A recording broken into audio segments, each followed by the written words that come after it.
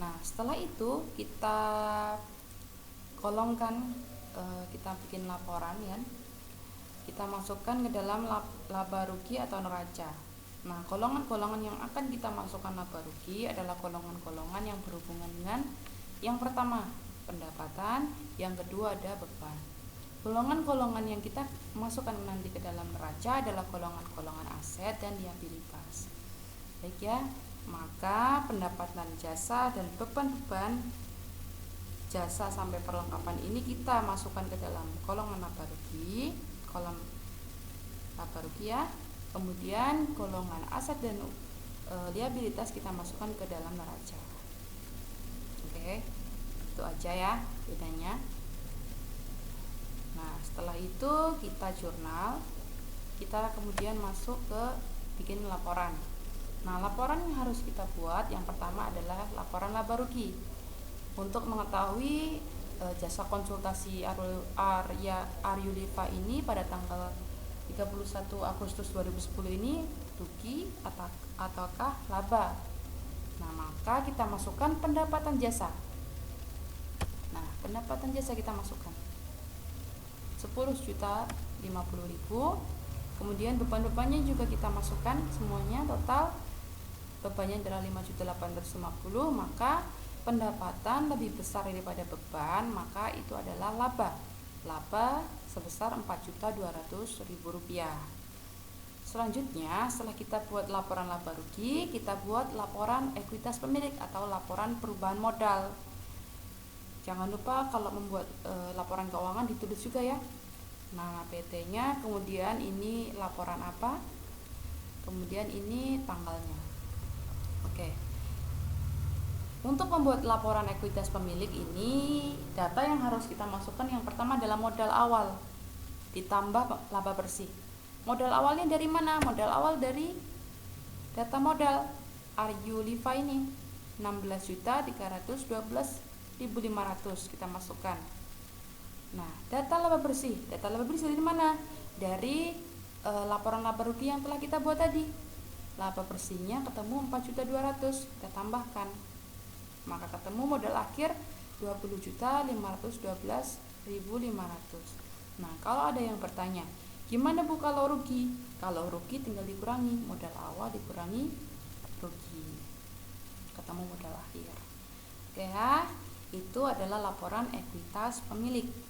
Selanjutnya yang terakhir kita buat neraca.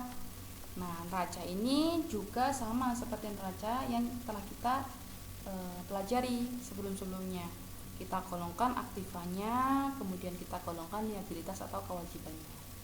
Kita masukkan golongannya kas, piutang, asuransi dibayar di muka. Nah, kita total jumlah aktiva lancarnya, kemudian aktiva tetapnya yaitu peralatan dan akumulasi penyusutan peralatan.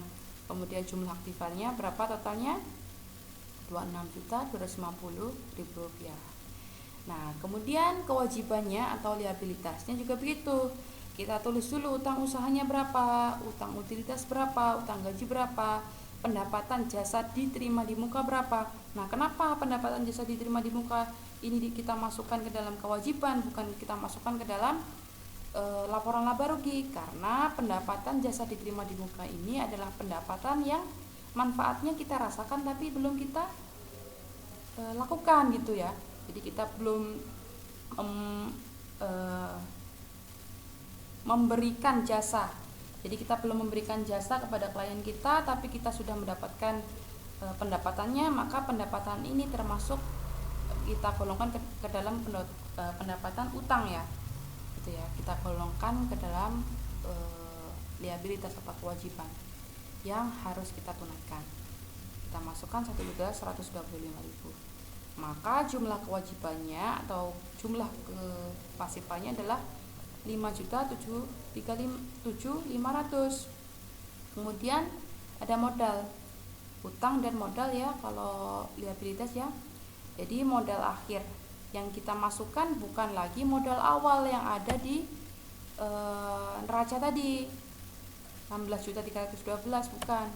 Yang harus kita masukkan di sini adalah modal akhir yang sudah kita hitung di laporan ekuitas pemilik tadi 20.512.500.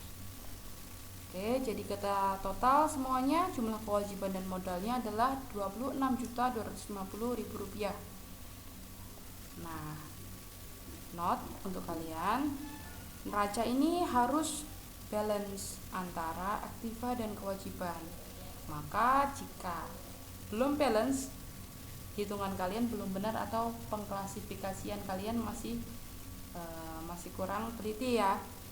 Oke, itu materi untuk hari ini. Nanti jurnal penutur dan lain sebagainya akan Ibu sampaikan di pekan depan. Oke ya. Hari ini kita belajar tentang siklus akuntansi yang langsung kita terapkan contohnya pada buku.